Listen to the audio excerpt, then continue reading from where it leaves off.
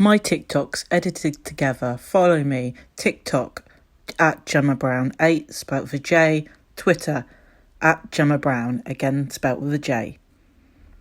POV cane user. So I just got off the bus at the bus stop and off we go. I'm going to try and keep my camera quite low because I don't want to accidentally film people that don't want to be filmed. So now I've crossed the road, there was nothing coming, I was using my ears. I've got to follow this drain thing across with my cane.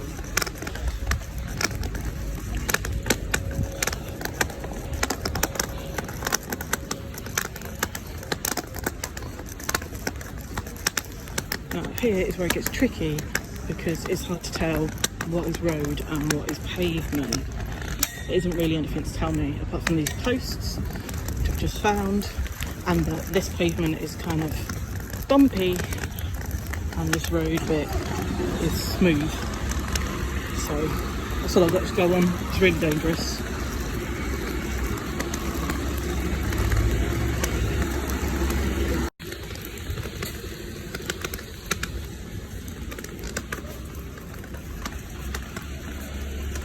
And there's loads of leaves because we've just had a storm. Okay, so been there, saw that. It's got a fluorescent orange lid.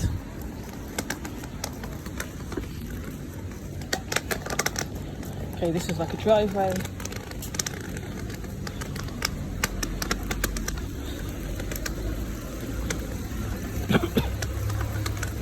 Pub.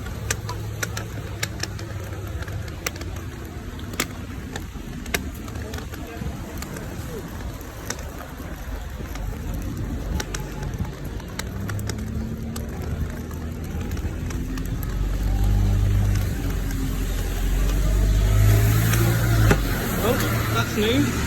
That didn't used to be there. It's in a really stupid place in the middle of the pavement. So this part I'm just walking up the street. It's pretty boring. There's nothing really to see. But what I'm coming up to in a minute is my next landmarks. So blind people navigate by landmarks, be that tactiles or smells or sounds or whatever. And annoyingly today there was someone shouting really loud in the high street. So this is the crossing point which I need to ignore, and I know my next landmark from there is the post box. Now it's bright red and it's quite big and it should be straight in front of me, so it should be easy to find. Then after that I've got to find the drain and follow the drain along. Now this is where it gets tricky because it's really busy today, but this drain is critical for me to be able to find my way to Starbucks. And I found it.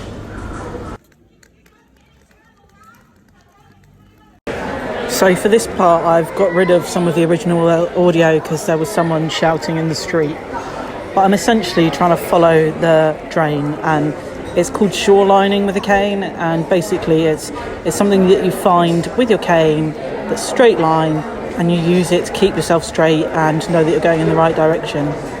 As those of you that can see will see watching this, it's kind of hard at the moment, and now we're coming up to a gap, so I know I've got to just walk along until I find the drain reappearing and just search for it.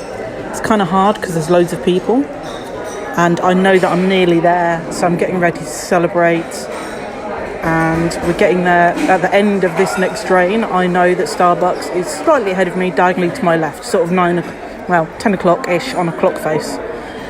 So we're getting there, and ta-da! There is Starbucks. My vision.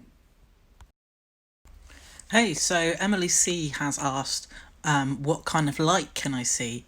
And that's a tricky one because the level of blindness is kind of like an umbrella term.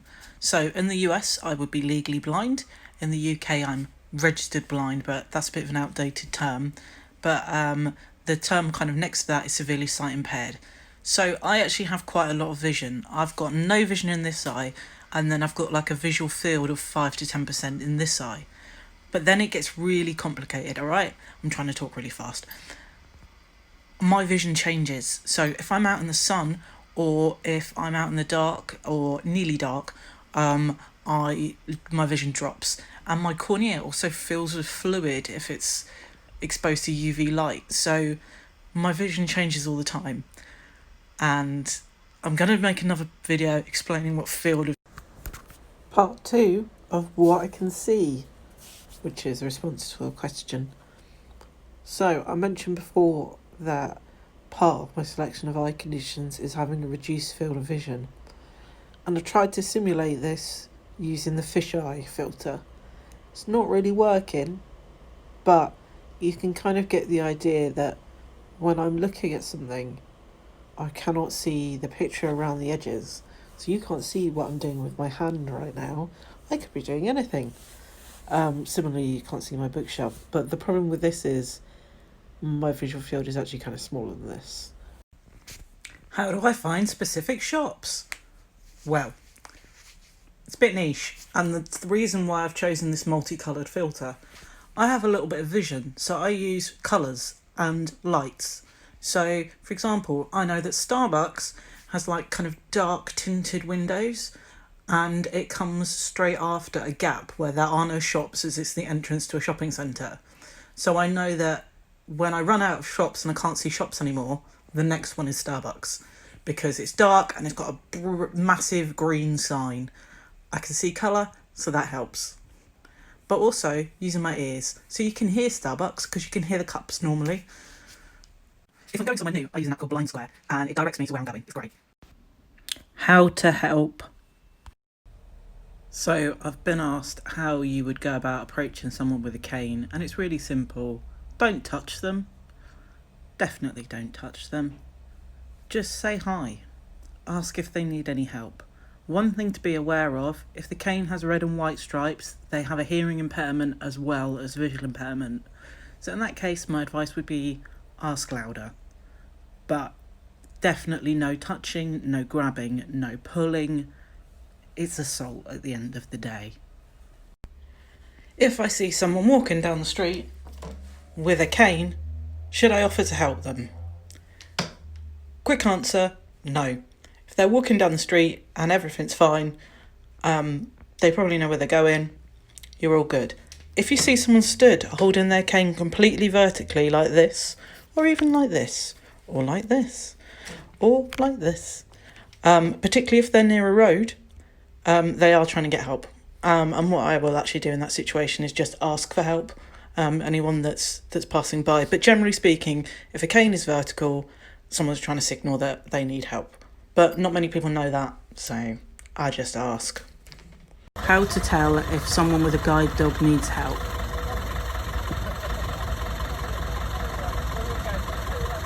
Easy, the owner lets go of the handle and places it on the dog's back.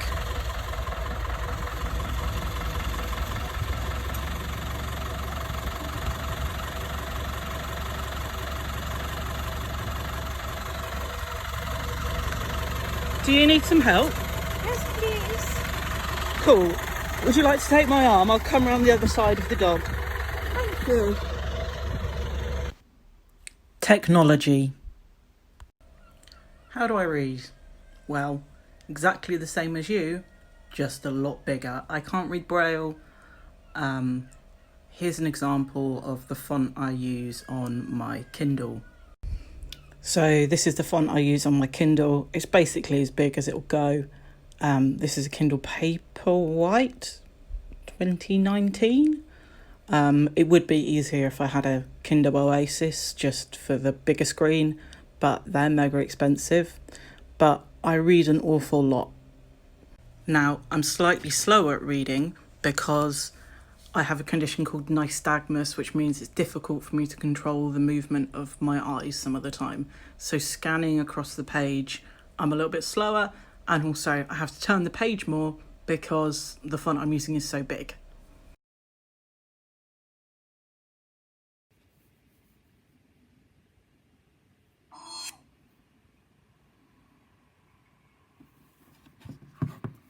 Your simulated location is 114 kilometers northeast of your current location. Searching food. Found 7 places within radius of 195 meters.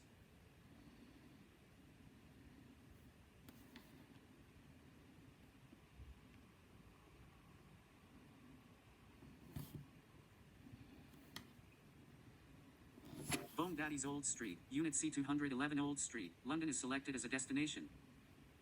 90 meters at 12 o'clock. Destination Bone Daddy's Old Street.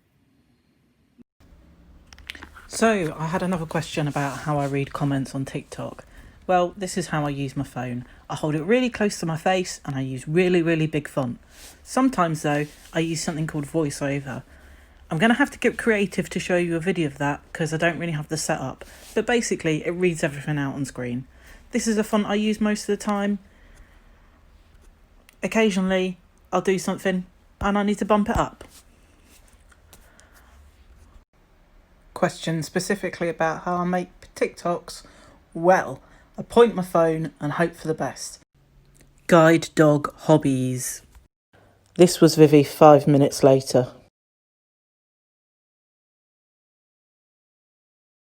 What do guide dogs get up to in their free time? Well, there's playing in the park, hanging out at home watching TV,